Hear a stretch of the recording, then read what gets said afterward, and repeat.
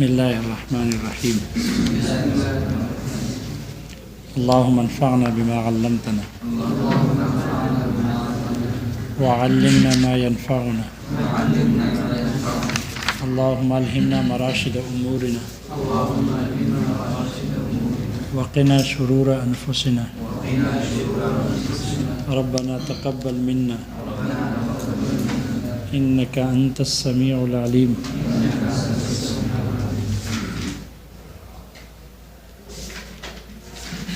اما الکنایہ، رہی کنایہ.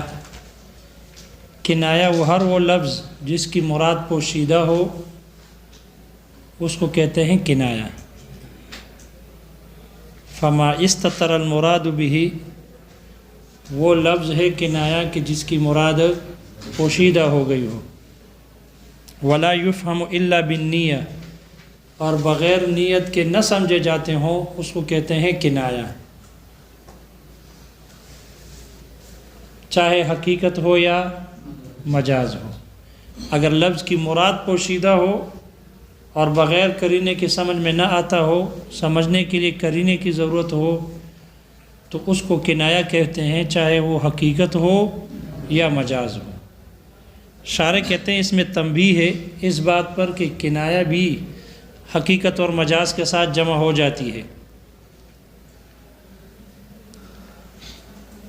البتہ یہاں سوال ہے ماتن پر کہ تعریف میں ایسی قید کا لگانا ضروری ہے کہ جس سے خفی، مشکل، مجمل، متشابہ وغیرہ اقسام بھی نکل جاتے، اس لیے کہ یہ تعریف مانع نہیں ہے دخول الغیر. یہ خفی مشکل پر بھی صادق آ رہی ہے، اس لیے کہ ان کی مراد بھی پوشیدہ ہوتی ہے،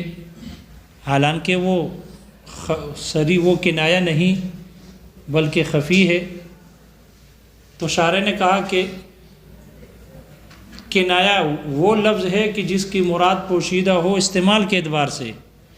چونکہ کنایہ میں اعتبار ہے استعمال کا، اور خفی، مشکل، مجمل، متشابہ کی جو پوشیدگی ہوتی ہے وہ دوسرے معنی کی وجہ سے ہے،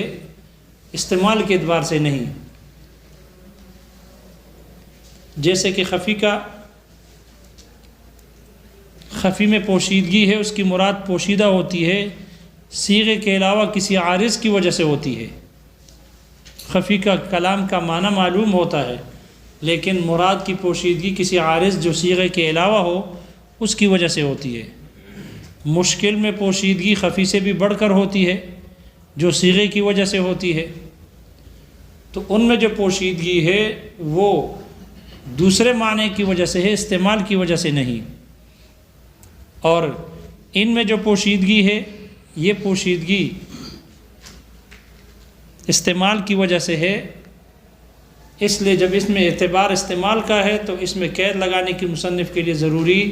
نہیں ہے. اس لیے شارح کہتے ہیں کہ جب اس کی مراد کی پوشیدگی بطریقے استعمال ہے، اس لیے کسی ایسی قید کی لگانے کی بڑھانے کی کوئی حاجت بھی نہیں ہے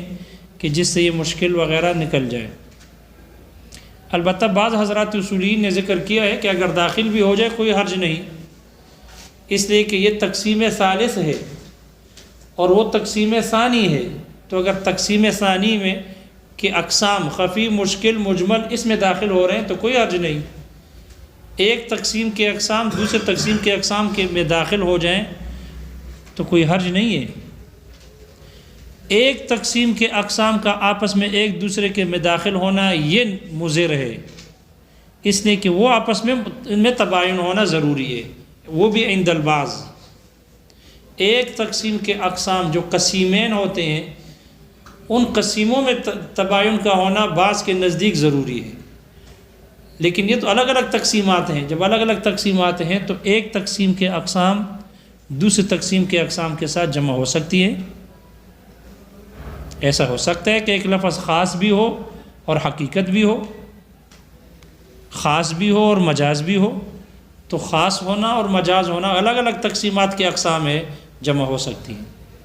اس لیے بعض اصولین نے کہا کہ اگر جمع بھی ہوں،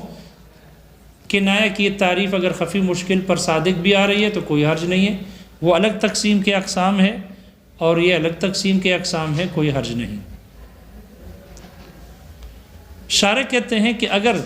صریح تو وہ ہوتا ہے کہ جس کی مراد ظاہر ہو، لیکن اگر اس میں پوشیدگی کسی اور عارض کی وجہ سے آ جائے، یا کنایہ وہ ہوتی ہے کہ جس کی مراد پوشیدہ ہو لیکن اگر کسی دوسرے عارض کی بنیاد پر اس کی مراد ظاہر ہو جائے تو شارح کہتے ہیں یہ اس کے صریح اور کنایہ ہونے کے لیے مضر نہیں ہے۔ صریح کی مراد تو ظاہر ہوتی ہے، لیکن اگر کسی عارض کی وجہ سے اس میں پوشیدگی آ جائے تو وہ صریح ہونے سے خارج نہیں ہوگا، صریح ہی رہے گا، عوارض کا اعتبار نہیں۔ کنایہ وہ ہے کہ جس کی مراد پوشیدہ ہوتی ہے، لیکن اگر کسی عارض کی بنیاد پر اس کی مراد واضح ہو جائے تو یہ اس کے کنایہ ہونے کے لیے مضر نہیں ہے، اس لیے کہ عوارضات کا اعتبار نہیں، اصل اور حقیقت کے اعتبار سے، استعمال کے اعتبار سے، چونکہ اگر لفظ صریح ہے تو وہ صریح ہی رہتی ہے، اگر وہ کنایہ ہے تو کنایہ ہی رہتی ہے، عوارض کے اعتبار سے اس پہ کوئی فرق نہیں پڑتا۔ صریح اور کنایہ میں اعتبار اور اس کا دار و مدار استعمال پر ہے۔ یہی وجہ ہے، شارح کہتے ہیں فقہا نے فرمایا کہ جو حقیقت مستعمل محجورہ ہے، حقیقت محجورہ یہ کنایہ ہے، حقیقت محجورہ یہ کنایہ ہے، اور حقیقت مستعملہ یہ صریح ہے۔ لفظ جس معنی میں استعمال ہو اگر وہ حقیقت مستعمل ہے تو یہ صریح ہے، اور اگر اس لفظ کے حقیقی معنی پر عمل کرنے کو چھوڑ دیا گیا، جیسے کوئی کا آدمی قسم کہے واللہ لا اضع قدمی فی دار فلاں، تو وضع قدم کا حقیقی معنی کہ صرف پاؤں رکھ کر خود باہر ہو، یہ معنی محجور ہے، لہذا وضع قدم کا صرف وہی والا معنی حقیقی معنی مراد لینا یہ کنایہ ہے، کیونکہ متروک ہے۔ اب وہی معنی مراد لینے کے لیے قرینے کی یا نیت کی ضرورت ہوگی۔ مجاز اگر متعارف ہے تو وہ صریح ہے، اور اگر مجاز غیر متعارف ہے تو وہ کنایہ ہے۔ لہذا جو مجاز عمومی مجاز یا مجاز متعارف ہو وہ صریح، جیسے واللہ لا اضع قدمی فی دار فلان میں وضع قدم سے مراد عرف میں دخول مراد ہوتا ہے تو یہ صریح ہے، اور اگر مجاز ایسا ہو کہ متعارف نہ ہو تو وہ کنایہ ہے۔ مصنف نے اس کی مثال پیش کی ہے کنایہ کی، کہ جیسے کہ ضمیر کے الفاظ ہیں، جتنے بھی ضمائر ہیں، ہوا، ہیا، انت، انا وغیرہ، یہ جو ضمائر ہیں یہ ضمائر یہ ہے کنایہ، کہ یہ سب کے سب، اس لیے کہ یہ جتنے بھی ضمیریں ہیں اس کو متکلم استعمال کرتا ہے مراد کے پوشیدہ ہونے کے طریقے پر،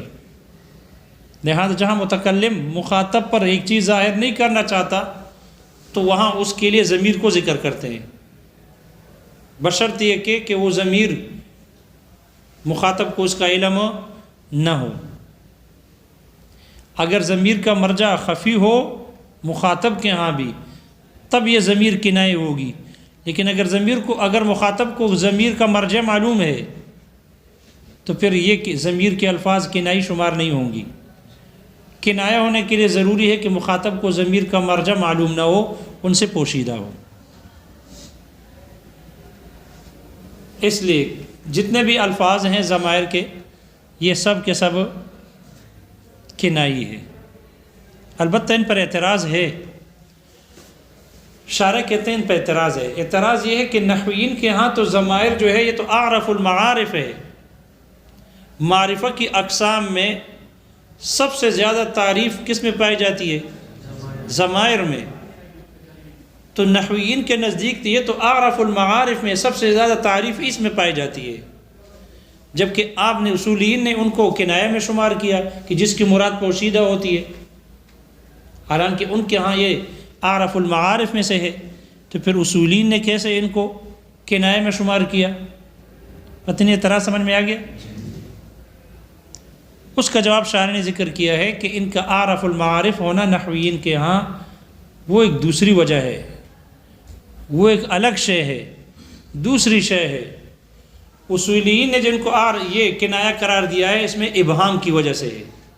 چونکہ اس کی مراد پوشیدہ ہوتی ہے۔ متکلم جب مخاطب سے کسی چیز کو چھپانا چاہتے ہیں تو ضمیر کو لاتے ہیں، جیسے کہ اگر کسی کو چھپانا ہو تو اس کو ابو فلان کہہ کر نام کو چھپا دیتے ہیں۔ کس نے کہا ہے؟ قال ابو فلان، یا جیسے اردو میں کہتے ہیں فلانے نے کہا ہے۔ اب فلانے کا کیا پتہ ہے فلانا کون ہے؟ نام اگر معلوم نہیں بتانا چاہتے ہیں تو اس کی جگہ فلاں کو ذکر کر دیتے ہیں۔ اسی طرح ضمیر کو بھی لے آتے ہیں تاکہ مخاطب کو معلوم نہ ہو سکے کہ یہ کون ہے۔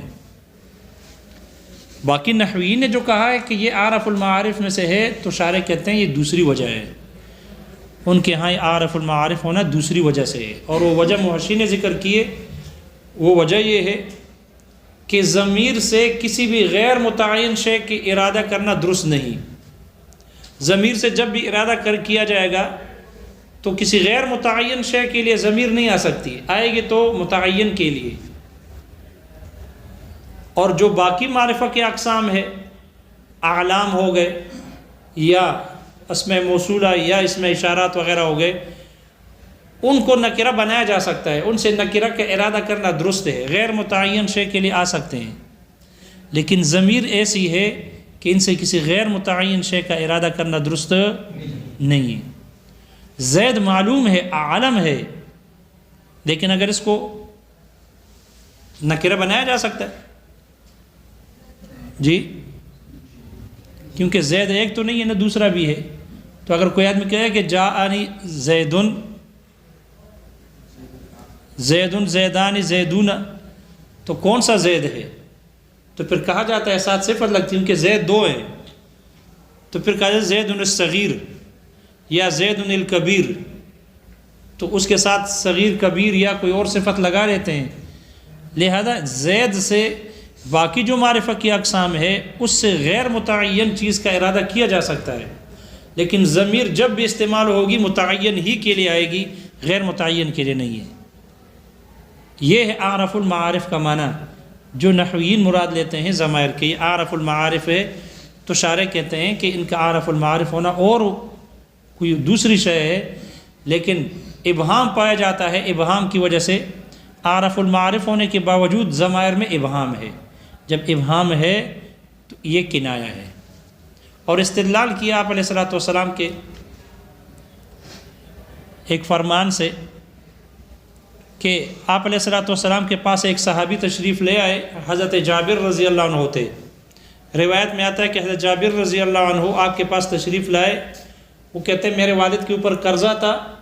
تو میں قرضے کے بارے میں آپ علیہ الصلوۃ والسلام کے پاس آ گیا، میں نے دروازہ کھٹکھٹایا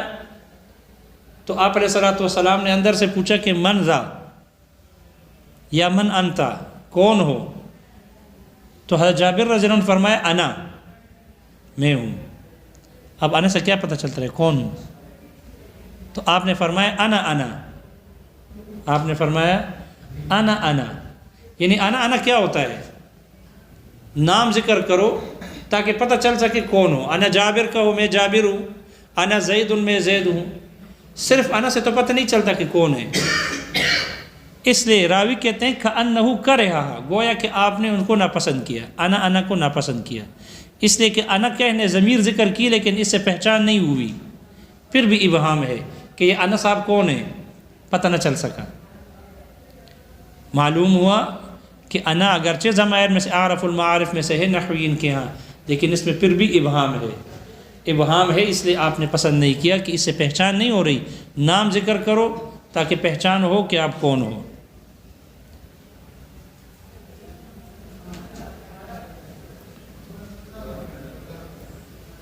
معلوم ہو ضمائر سب کے سب یہ کنائی ہے۔ یہاں جو ضمائر کی مثال ذکر کی ہے، شارح کہتے ہیں بظاہر یہ کنایہ تو حقیقتاً بھی ہوتی ہے مجازاً بھی، تو بظاہر یہ کہ یہ کنایہ وہ کنایہ ہے کہ جو حقیقتاً کنایہ ہے، کنایہ حقیقیہ کی مثال ہے،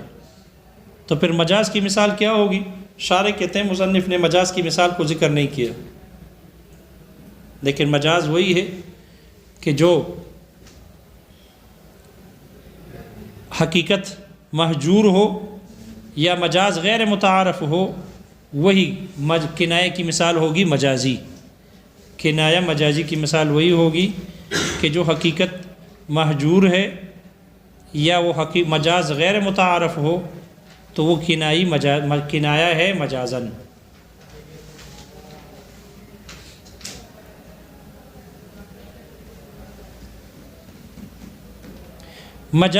کنایہ کا حکم یہ ہے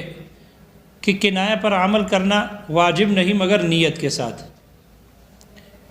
کنائی جتنے بھی الفاظ ہیں ان پر نیت کے ساتھ عمل کرنا واجب ہے، نیت ہو یا جو نیت کے قائم مقام ہو،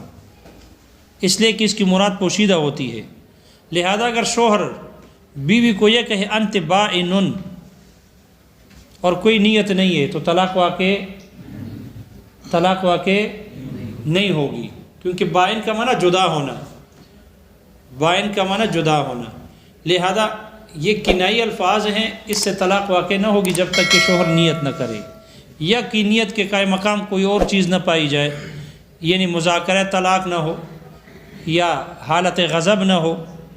تو اگر حالت غضب پائی جائے یا مذاکرہ طلاق چل رہا ہو اور پھر اس میں یہ کہہ دے انت بائن، تو پھر یا نیت کرے تو طلاق واقع ہو جائے گی۔ اگر نیت نہیں یا مذاکرہ طلاق نہیں یا حالت غضب نہیں اور شوہر انت بائن کا لفظ استعمال کر لے تو اس سے طلاق واقع نہیں ہوگی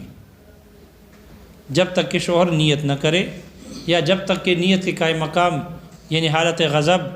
یا مذاکرہ طلاق نہ پائی جائے، اس وقت تک اس سے طلاق واقع نہ ہوگی۔ کنایہ سمجھ میں آ گئی بھی؟ کنایہ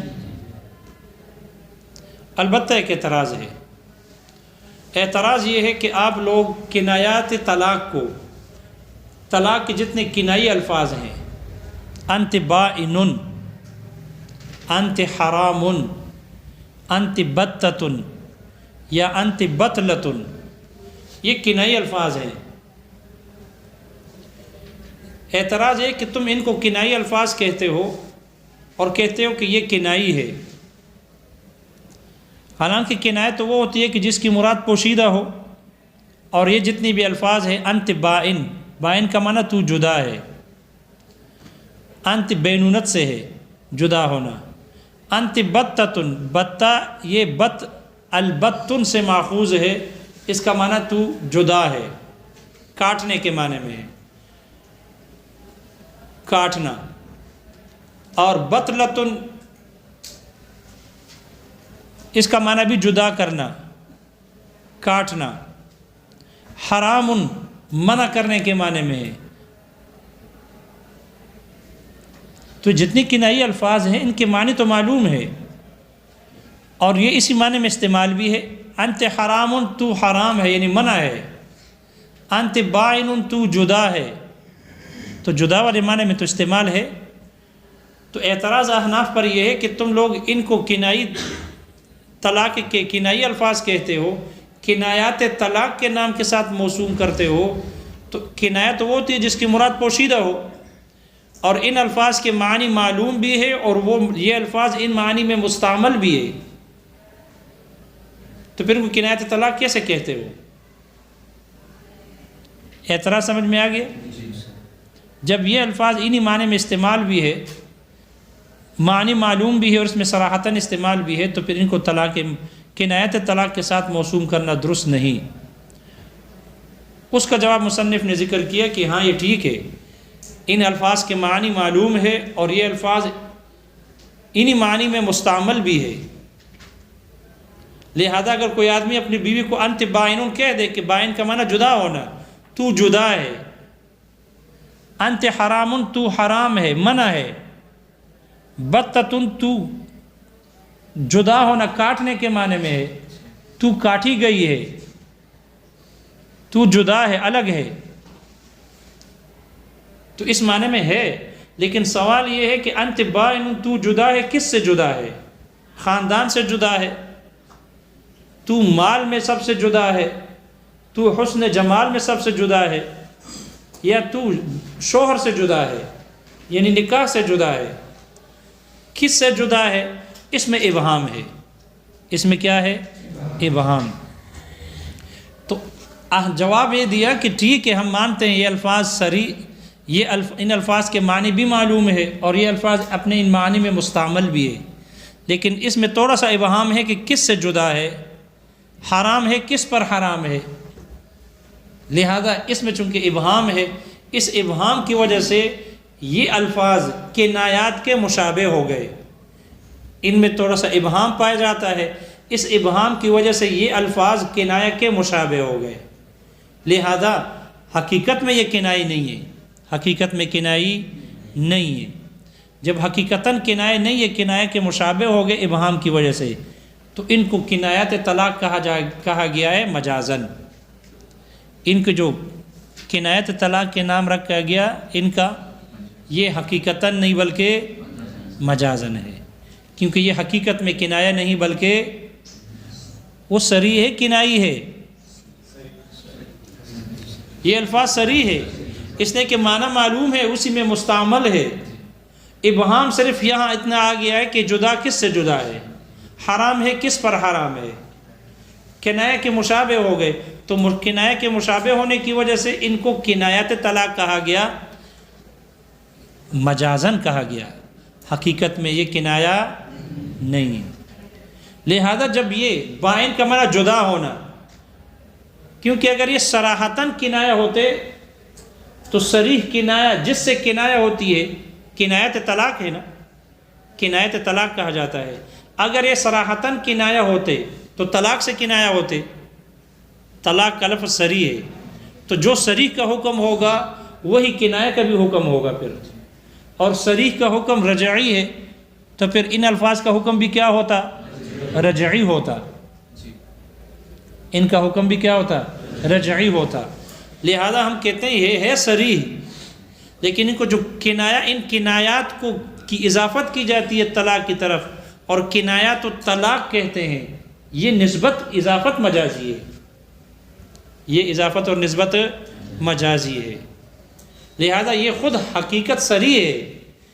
بائن کا معنی جدا ہونا، تو یہ تمام الفاظ اپنے موجب پر عامل ہے، عمل کرنے والے ہیں، اور جدائی جو ہوتی ہے وہ رجعی میں ہوتی ہے، بائنہ میں ہوتی ہے، بائنہ میں ہوتی ہے۔ حرام جو ہوتی ہے وہ، حرمت جو ہوتی ہے وہ حرام میں ہوتی ہے، لہذا بائنہ، بینونت، یہ جو طلاق بائن واقع ہوتی ہے، ان الفاظ سے یہ الفاظ خود اپنے معنی پر میں عامل ہے، جو ان کا معنی ہے اس کی وجہ سے طلاق بینونت واقع ہوتی ہے، رجعی واقع نہیں ہوتی بلکہ بینونت واقع ہوتی ہے۔ اگر یہ حقیقتاً کنایہ ہوتے تو پھر ان سے طلاق بائنہ واقع نہ ہوتی بلکہ رجعی واقع ہوتی، کیونکہ کنایہ جس سے کنایہ ہوتی ہے اس کنایہ کا حکم بھی اس صریح والا ہوتی ہے، جس سے کنایہ بنتی ہے وہی والا حکم۔ تو طلاق، کنایات طلاق، اگر یہ طلاق سے کنائی ہے تو جو حکم طلاق صریح کا ہے وہی حکم ان کا بھی ہوتا، اس لیے یہ حقیقتاً کنایہ نہیں بلکہ مجازن ان کو کنایہ کہا گیا۔ پتہ نہیں جواب سمجھ میں آ گیا؟ تو معترض نے کہا کہ کنایت طلاق کو کنایہ کے ساتھ کیوں موسوم کیا؟ مصنف نے جواب دیا کہ کنایت طلاق کو جو کنایہ کہا گیا ہے مجازن ہے، کیونکہ یہ ہر لفظ اپنے معنی میں صریح ہے، اور ہر لفظ اپنے معنی اور اپنے معنی کے موجب اور مقتضا پر خود عامل ہے، جو جس کا معنی ہے اسی کے مطابق عمل ہوگا، اس لیے سب سے بینونت طلاق واقع ہوتی ہے، طلاق بائنہ واقع ہوتی ہے، رجعی نہیں ہوتی۔ البتہ معترض کہتے ہیں کہ آپ نے تو مان لیا کہ یہ حقیقتاً کنایہ نہیں بلکہ مجازن ہے، حالانکہ تو حقیقتاً کنایہ ہے۔ معترض پلٹ کے آ گیا، معترض کہتے ہیں یہ تو حقیقتاً کنایہ ہے، مجازن تو نہیں ہے۔ کنایہ وہ ہوتی ہے جس کی مراد پوشیدہ ہو، مستتر المراد بہ، وہ لفظ جس کی مراد پوشیدہ ہو، معنی کا تو نہیں ذکر ہے، اور ان الفاظ کے معنی معلوم ہے، مراد کیا ہے، بائن سے کیا مراد ہے، کس سے جدا ہے یہ پتہ نہیں ہے۔ انت حرام، تو حرام ہے، کس پر حرام ہے، شوہر پر حرام ہے یا پڑوسیوں پر حرام ہے،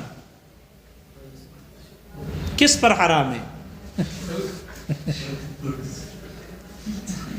ابہام ہے نا، مراد پوشیدہ ہے۔ جب مراد پوشیدہ ہے تو معترض کہتے ہیں آپ نے اس کو کہا کہ یہ حقیقتاً کنایا، حالانکہ حقیقتاً تو نہیں ہے یہ کنایا، عفواً آپ نے کہا یہ حقیقتاً کنایا نہیں مجازاً ہے، تو معترض کہتے ہیں یہ تو مجازاً کنایا کیسے کہتے ہیں، تو صراحتاً یہ تو حقیقتاً کنایا ہے، اس لیے کہ کنایا کا معنی معلوم ہوگا، مراد پوشیدہ، ضمیر کا معنی معلوم نہیں ہے، ہوا وہ ایک کے لیے مذکر غائب کے لیے، انت تو ایک مذکر حاضر کے لیے، تو معنی تو معلوم ہے، لیکن انت سے کون سا انت مراد ہے؟ انت تو اگر اس کو دیکھو تو یہ بھی انت ہے، اس کو دیکھو تو وہ بھی انت ہے، اور انا صاحب تو ہر کوئی انا ہے، مراد پوشیدہ ہے، مراد تو کنایا اسے کہتے ہیں جس کا معنی اگرچہ معلوم ہو، مراد پوشیدہ ہو، اور یہ انت بائن، انت حرام، بتۃ، بطلۃ، ان کے معنی معلوم ہے لیکن اس کی مراد پوشیدہ ہے، اور کنایا اسی جس کی مراد پوشیدہ ہو کنایا ہوتی ہے، معلوم ہو یہ الفاظ سب کے سب کنایا ہے اور حقیقتاً کنایا ہے، پھر آپ اس کو مجازاً کیسے کنایا کہتے ہو؟ پتہ نہیں اعتراض سمجھ میں آ گیا؟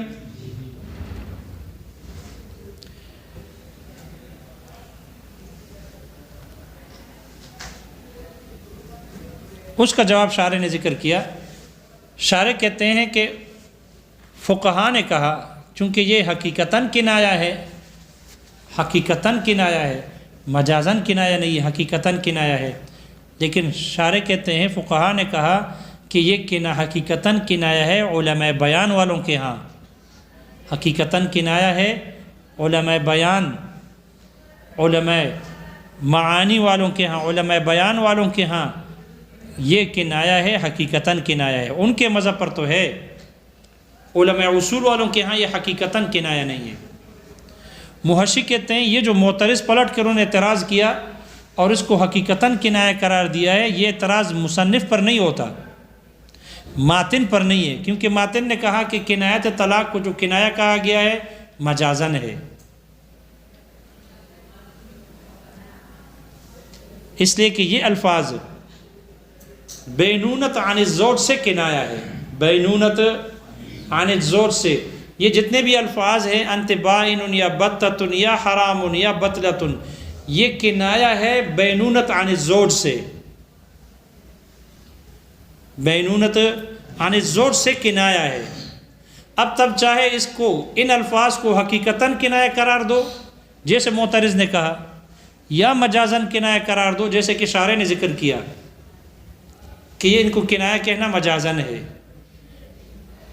چونکہ یہ الفاظ بینونت عن الزوج سے کنایا ہے،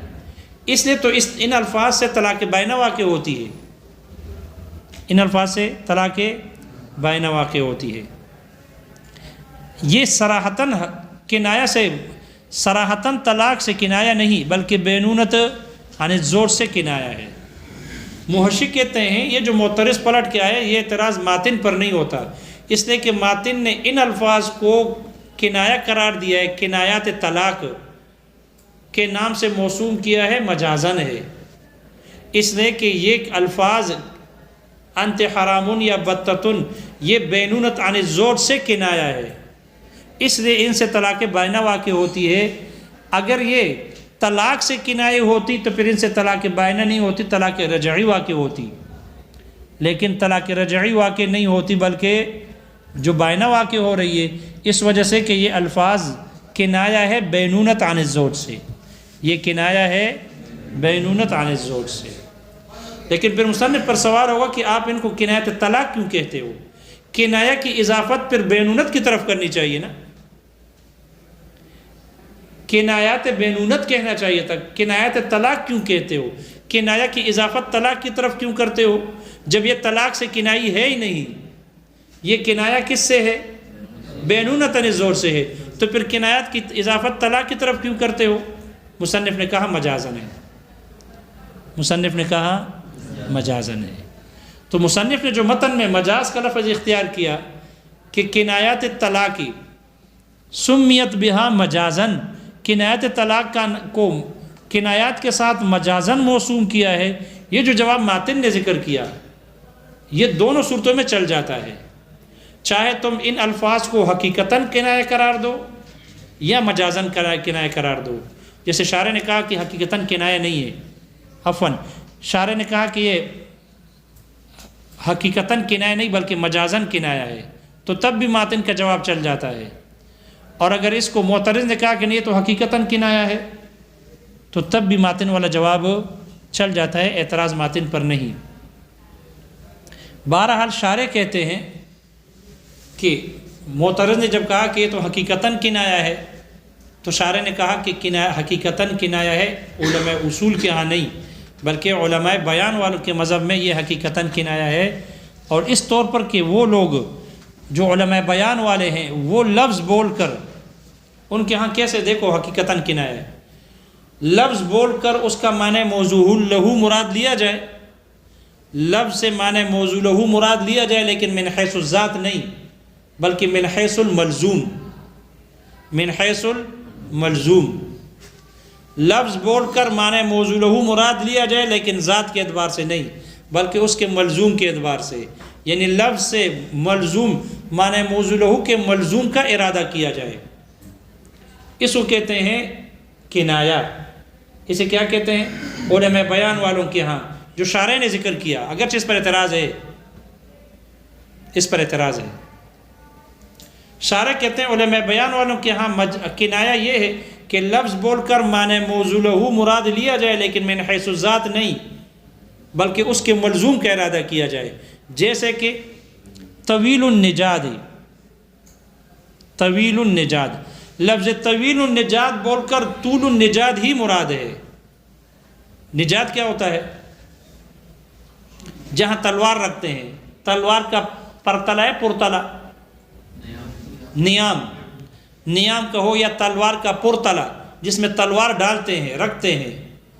تو تلوار کے طویل النجاد لفظ بول کر طول النجاد ہی مراد ہے، لیکن من حیث الذات نہیں بلکہ اس سے مراد طول القامت ہے، اس سے مراد طول القامت، تو طویل النجاد اس کا ملزوم مراد ہے طول القامت، طول القامت اس کا کیا ہے؟ مراد ہے، اور طول القامت بقول شارح کے